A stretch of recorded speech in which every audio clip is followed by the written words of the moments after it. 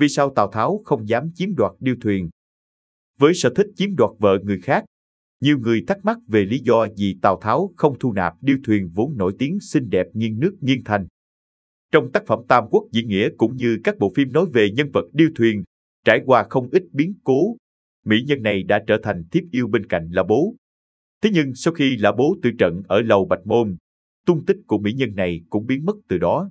Điều khiến khán giả thắc mắc rằng một người có sở thích cướp vợ kẻ thù như Tào Tháo tại sao lại bỏ lỡ cơ hội ngàn năm có một để nạp mỹ nhân trứ danh này vào hậu cung. 1. Điều ít biết về điêu thuyền. Điêu thuyền, một nhân vật trong tiểu thuyết Tam Quốc diễn nghĩa vốn nổi tiếng với nhan sắc khiến mặt trăng phải xấu hổ mà giấu mình đi cùng tài năng ca múa thuộc hàng thượng đẳng. Dù không tìm thấy bất cứ ghi chép nào về xuất thân của mỹ nữ lừng danh này, song nhiều truyền thuyết dân gian lại cho rằng điêu thuyền vốn họ Nhậm, tên là Hồng Sương. Theo một số tài liệu sử, nàng là con nuôi trong nhà của tư đồ Vương Doãn và cũng chịu số phận éo le giống Tây Thi. Danh tính của một trong tứ đại mỹ nhân Trung Hoa xưa nay vẫn còn là ẩn số. Nhiều giả thuyết cho rằng nàng chỉ là nhân vật hư cấu nhưng được văn hóa dân gian coi trọng và lưu giữ, rồi được đúc kết tái hiện trong các câu chuyện liên quan đến Đổng Trác và Lữ Bố.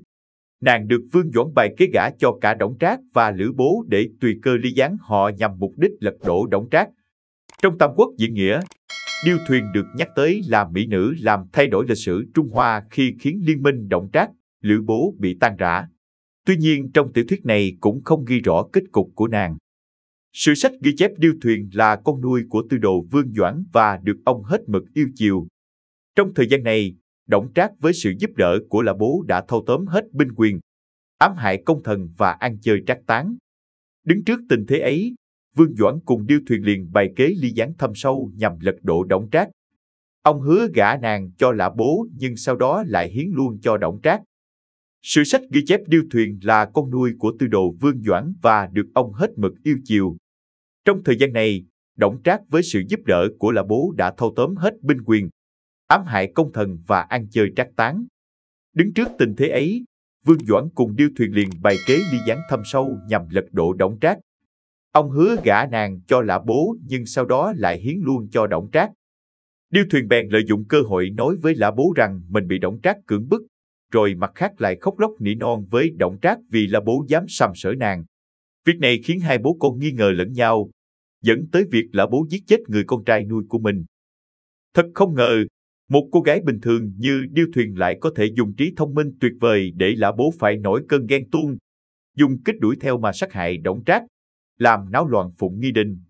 Thời đại Tam Quốc phân tranh cũng bắt đầu từ đó. Sử sách ghi chép, điêu thuyền trở thành thê thiếp của Lã Bố. Khi Lã Bố bị bộ tướng của Đổng Trác là Lý Thôi đánh bại thì nàng đã theo chồng về Từ Châu. Lúc người này bị Tào Tháo giết, mỹ nhân xinh đẹp theo thân quyến của Lã Bố tới Hứa Xương rồi bạc vô âm tính. Sự biến mất ấy đã trở thành một dấu hỏi lớn mà chưa có lời giải đáp. 2. Điêu thuyền ra sao sau khi Lã Bố chết?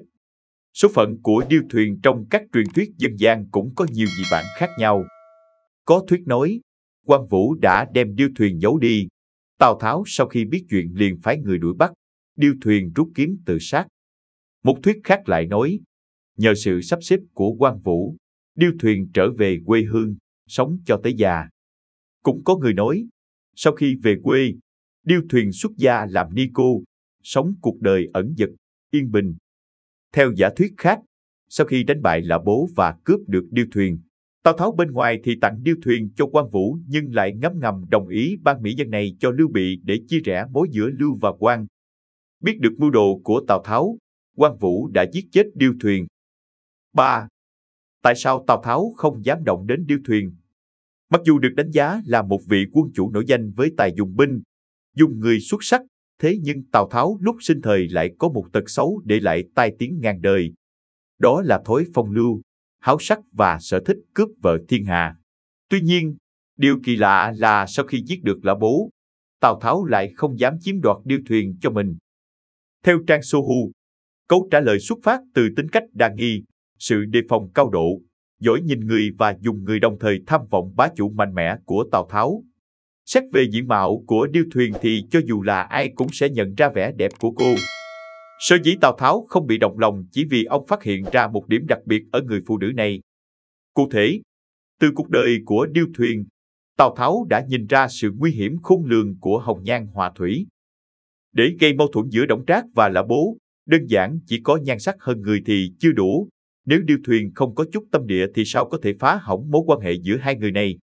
Hơn nữa, dù là Đổng Trác hay Lã Bố thì cũng đều là những đối thủ đáng gờm của Tào Tháo.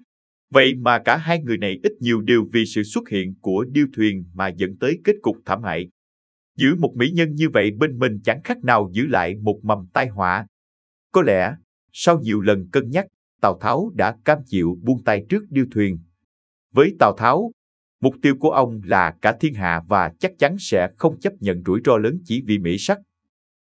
Video chúng tôi đến đây là kết thúc. Cảm ơn tất cả các bạn đã quan tâm tới Xe Hay V88 và theo dõi video của chúng tôi. Đừng quên like, share và đăng ký kênh. Đặc biệt đừng quên bật chuông để theo dõi những video khác nhanh nhất. Một lần nữa xin cảm ơn tất cả các bạn.